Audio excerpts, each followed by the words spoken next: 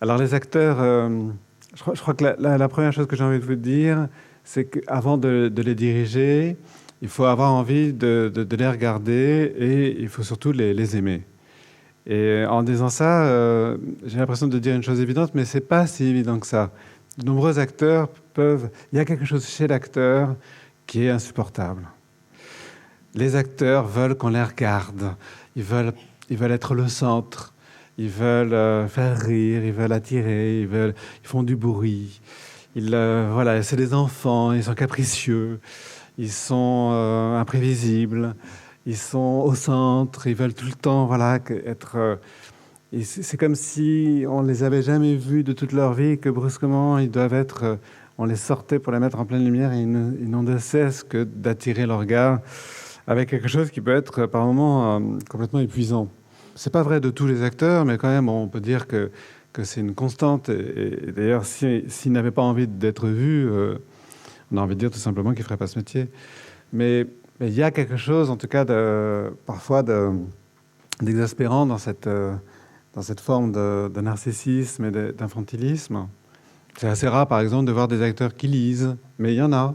Par exemple, Benoît Poelvoorde est un grand lecteur. Il lit au moins 2 ou 3 livres par semaine.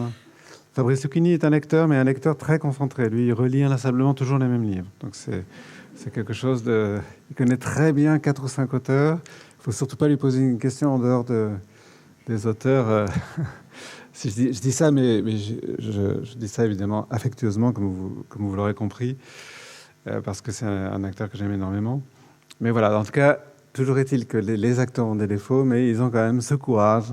Et c'est pour ça que je leur suis reconnaissant et que le public leur est reconnaissant. Ils ont le courage de s'exposer, de se montrer, de montrer leur corps, leur visage, leurs sentiments devant une caméra ou au théâtre. Et c'est pas si facile parce que ils ont le corps qu'ils ont, le visage qu'ils ont. Il y a des acteurs qui s'adorent et puis il y a des acteurs qui se détestent, qui supportent pas de se voir. J'en connais même qui ne veulent plus ne veulent plus se voir dans les films qu'ils font. Benoît Poelvoorde, par exemple, est comme ça. Il veut plus se voir. Il a décidé que c'était fini, il ne se verrait plus. Ce qui est d'ailleurs assez violent. C'est violent contre lui-même, mais c'est aussi violent pour le metteur en scène, le metteur en scène avec qui il travaille, dont il ne voit pas le résultat fini. Là, par exemple, Anne Fontaine vient de faire un film qui s'appelle Mon pire cauchemar, et il ne le verra jamais. Il lui a expliqué d'ailleurs très tranquillement qu'il ne verrait jamais ce film. Pourtant, c'est la 3e fois qu'ils travaillent ensemble. Voilà, en tout cas, il y a quelque chose chez les acteurs qui, en dehors de leur forme d'arrogance, est aussi quelque chose de fragile, parfois douloureux, parfois d'écorché. Et tout ça fait la complexité des acteurs et qui, bien sûr, renvoie à la complexité des êtres humains. Même si parfois on a tendance à penser que les acteurs sont parfois une race à part de l'humanité. Et voilà, alors, ce long préambule pour dire, voilà, au fond, il faut aimer les acteurs.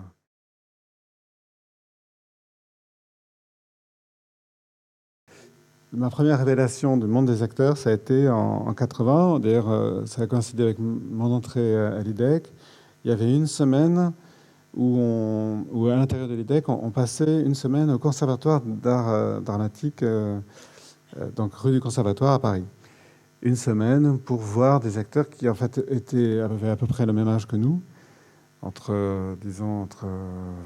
22 et 28 ans. Et on faisait un stage d'une semaine pour voir un peu comment ça se passait, quoi.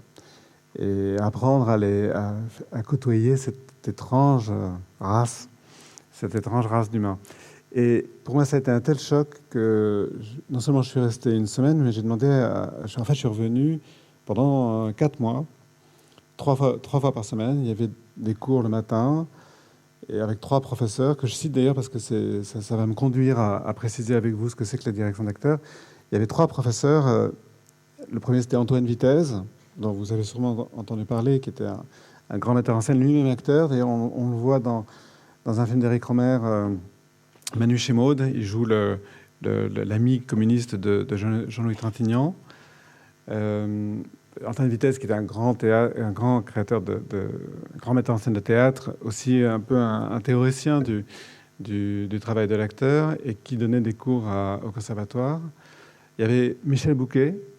Bon, bien sûr qu'on ne présente pas, tout le monde connaît Michel Bouquet, à la fois donc, cet acteur immense qu'il est, et un accompagnateur extraordinaire des jeunes comédiens, et pour finir, Pierre Debauche, qui était, alors lui, une sorte de...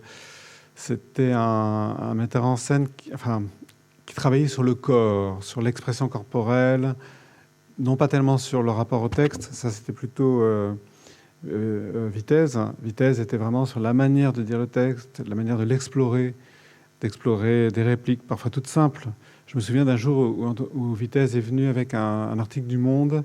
C'était un entretien avec un tueur, un tueur professionnel colombien qui expliquait comment ça se passait, les contrats. La mafia lui donnait des contrats, il venait dans la rue, il suivait le type.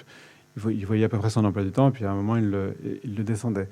Et donc, Vitesse avait lu le texte de l'entretien de ce tueur. Donc voilà, un truc qui était dans le monde, dans un quotidien. Et il y avait une sorte de force dramatique extraordinaire, d'ailleurs, dans la simplicité avec laquelle il disait les mots. Et pour moi, ça avait été presque une sorte de première leçon de ce que c'est que dire des mots, à la fois mettre une intention et ne pas la mettre. Pour moi, ça a été vraiment la base de l'apprentissage. Et alors, je ne vais pas dire exactement qu'est-ce que j'ai appris. J'ai appris surtout à les voir bouger, à voir les acteurs. Tout simplement. Je garde le souvenir très émouvant d'un acteur qui a fait une très belle carrière, et d'ailleurs avec qui j'ai travaillé, qui est Robin Renucci, et qui, je me souviens, Vitesse lui avait donné le monologue dans Beaumarchais, le monologue de Figaro, dans le mariage de Figaro. Et il se l'était approprié comme ça, presque en le lisant et en le jouant, en tâtonnant. Et c'était une sorte de moment magique. Et j'ai vu comme ça, j'ai compris vraiment le rapport du comédien avec le texte. Comment il pouvait tout à coup s'emparer des mots, les faire siens. Et voilà, c'est cette espèce de mystère extraordinaire de l'acteur qui joue, qui commence à jouer. Et pour moi, ça a été vraiment la première grande révolution. À partir de là, j'ai commencé à aller au théâtre, à m'intéresser aux acteurs pour ce qu'ils étaient, non pas pour les films dans lesquels ils apparaissaient. Et c'est à partir de là que j'ai compris, que je me suis approché, disons, du mystère des acteurs.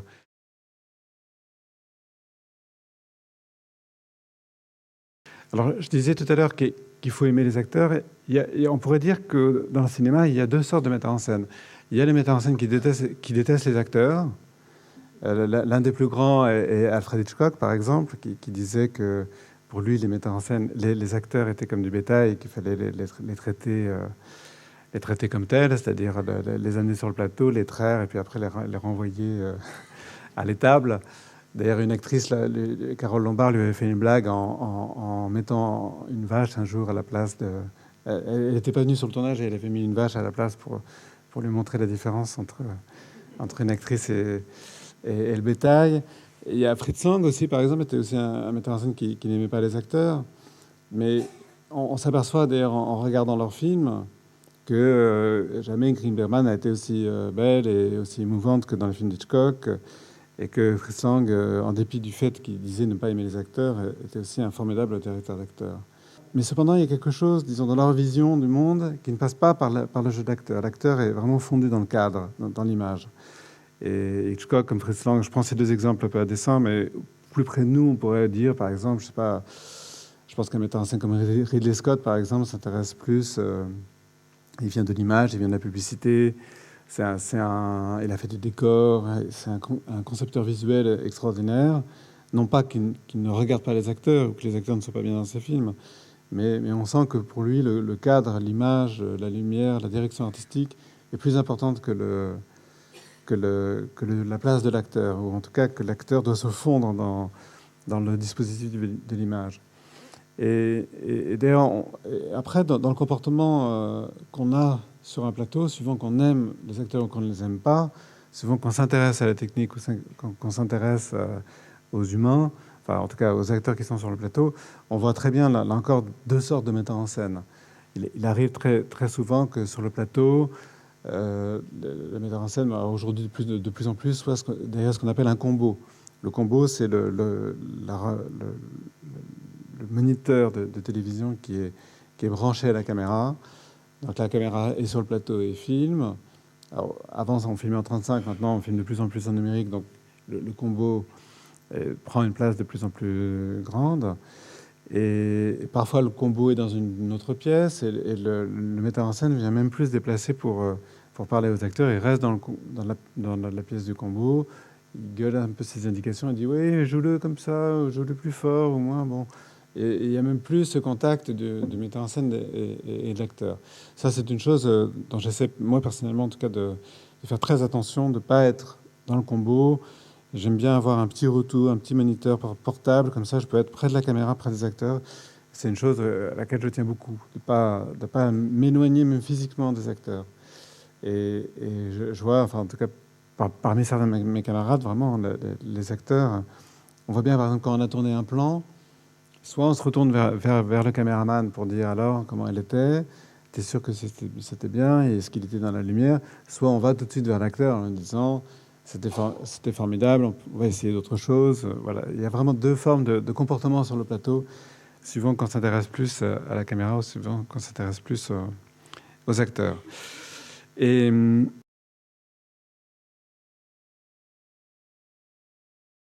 donc je vous ai parlé un peu de mon apprentissage, en tout cas de ma découverte des acteurs. Et donc, progressivement, donc je suis sorti de l'IDEC je crois en 83. J'ai fait un premier court-métrage.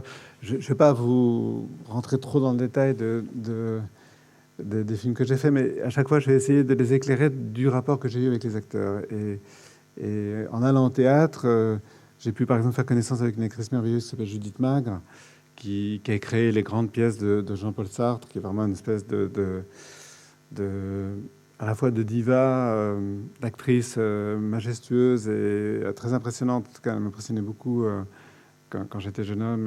J'avais l'impression que c'était comme une araignée, comme une mygale qui allait me dévorer, alors que dans la vie, c'était un être... enfin, j'en parle au passé alors qu'elle est toujours vivante, mais c'était une femme généreuse, drôle, très modeste, pas du tout dans l'image d'impératrice ou de femme un peu inquiétante, avec ses grands yeux fardés qu'elle pouvait donner.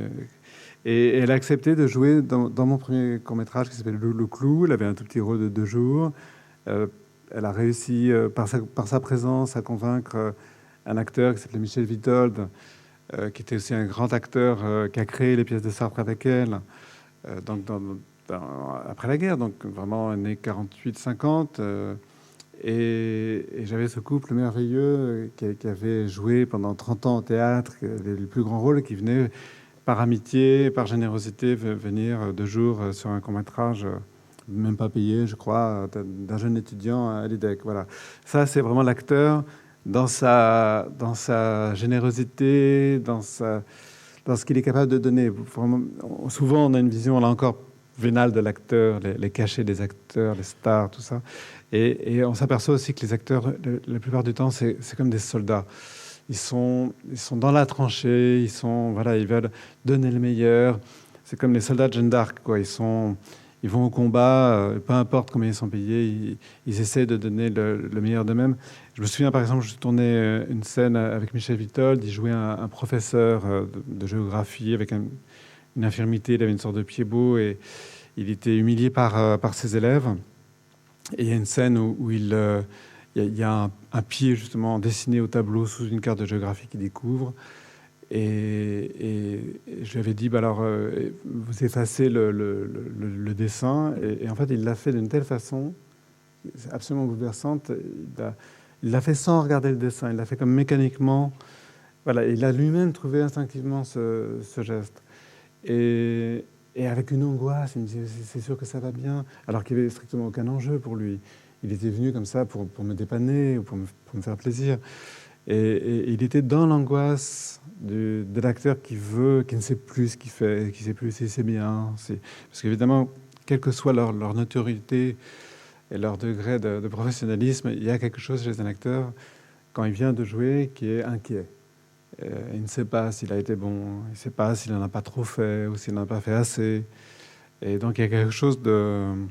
Voilà, où ils cherchent quelque chose, ils cherchent comme des artistes. Et ça, c'est magnifique.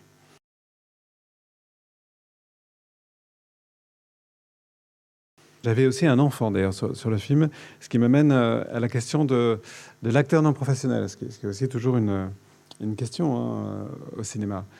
Est-ce que forcément, il faut toujours prendre des professionnels pour jouer dans les films? Moi j'ai un goût des acteurs pour ce qu'ils sont. Donc, j'ai tendance à aller vers des professionnels plutôt que à prendre des amateurs. Quand j'ai fait justement le film Trop vite, dont vous allez voir un extrait tout à l'heure, j'ai tourné dans une usine de fabrication de bouteilles à Saint-Gobain. Et je savais que donc c'était un film qui se passait entièrement dans le milieu ouvrier, avec des ouvriers donc, qui font les 3-8. Voilà, donc j'ai tenu à ce que les acteurs fassent un stage de verrerie, qui n'aient pas peur de s'approcher des machines, parce que les machines sont très impressionnantes. Il y a du verre en fusion, donc on peut se brûler, se couper. Donc voilà, j'avais tenu à faire ça. Et en revanche, j'avais refusé l'hypothèse qui était de prendre des acteurs non professionnels pour jouer des ouvriers. C'est-à-dire un point sur lequel je suis en désaccord avec Laurent Cantet, qui, quand il a tourné Ressources humaines, a tourné tous les ouvriers, à part le rôle de Jalil Lesper, étaient des non professionnels. Et comme si, quand on prend des ouvriers, il faudrait prendre des gens, entre guillemets, des gens qui ne sont pas des acteurs. Ce qui m'a toujours paru une étrange aberration, comme si on allait décider que pour jouer des aristocrates, il faudrait prendre des non-professionnels ou au contraire des acteurs, alors que en choisissant des acteurs, on ouvre une palette d'émotions, d'expressions à des rôles qui sont parfois des rôles simples, même parfois bruts, des rôles d'ouvriers, et on peut en revanche continuer à les explorer. Alors, ce qui ne veut pas dire aussi que les non-professionnels n'ont pas cette capacité à explorer un rôle. Et notamment les enfants au cinéma, bon, tout le monde se souvient des très grands moments d'émotion d'enfants au cinéma. Enfin, je ne vais pas faire la liste, vous-même vous les avez sûrement à l'esprit, à commencer ne serait-ce que par le Kid de Charlie Chaplin, ou plus près de nous, je sais pas, les Jeux interdits, ou encore plus près de nous, L'Enfant, par exemple, le film qui vient de sortir de Frères Dardenne, où il y a un jeune garçon qui je crois, doit avoir 13-14 ans, qui est extraordinaire. Et voilà, les enfants ont cette capacité à jouer, mais à jouer au sens propre. C'est-à-dire les enfants jouent, ils jouent à s'imaginer, ils jouent à se projeter dans un monde imaginaire. Et au fond, c'est un point commun avec les acteurs. Les acteurs aussi jouent. Ils jouent la comédie, mais ils jouent aussi à être autre chose qu'eux-mêmes, à se projeter. Et dans le film, dans Le Clou, et aussi plus tard dans Trop vite, aussi, j'avais un enfant de 14 ans. Et j'avais fait une erreur, c'est que je les voyais, il était magnifique, l'enfant, il avait un regard. Quand on choisit un enfant au cinéma, je crois que vraiment la chose la plus importante, c'est son regard. S'il a un regard intéressant, on peut, après, même si c'est pas dire très bien les phrases, on peut toujours refaire une phrase. Mais le regard, la profondeur du regard, sentir l'intelligence du regard, comment un enfant qui regarde quelque chose, qui se pose une question, voilà, ça c'est formidable. Ça, la caméra filme ça avec appétit. Et donc j'avais pris un danseur, et il était danseur, mon jeune acteur. Il paraissait un petit peu plus jeune que l'âge qu'il avait en réalité. Il y avait quelque chose d'un peu pervers de ma part, puisque il jouait un enfant qui avait un clou dans le pied. Il passait tout le temps du film avec un clou dans le pied. Enfin, un clou, pas sur le tournage, hein, je vous rassure. C'était... je n'avais pas poussé le sadisme. Mais en tout cas, il prétendait qu'il avait un clou dans le pied. Et de temps en temps, je le voyais, il rigolait sur le plateau. Et je lui disais, mais non, mais ça va pas, il faut que tu te concentres. Et ça, c'était une erreur. En fait, tous les acteurs, à un moment, doivent penser à autre chose.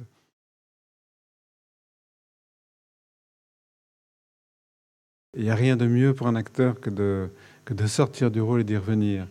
C'est une faute, enfin, c'est vraiment un un signe d'inexpérience de penser que l'acteur doit forcément être concentré pendant tout le tournage, parce qu'au bout du compte, il y a quelque chose qui va s'épuiser en lui, alors qu'un enfant ou même un grand acteur arrive instantanément à se mobiliser et arrive à créer l'émotion presque, presque voilà, à vue, sous nos yeux et sous les yeux de la caméra.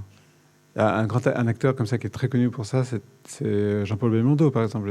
Il était connu pour faire des blagues tout le temps sur le plateau, et vraiment au moteur, au clap, tac, il rentrait dans le personnage avec une intensité extraordinaire. Depardieu aussi est connu pour ça.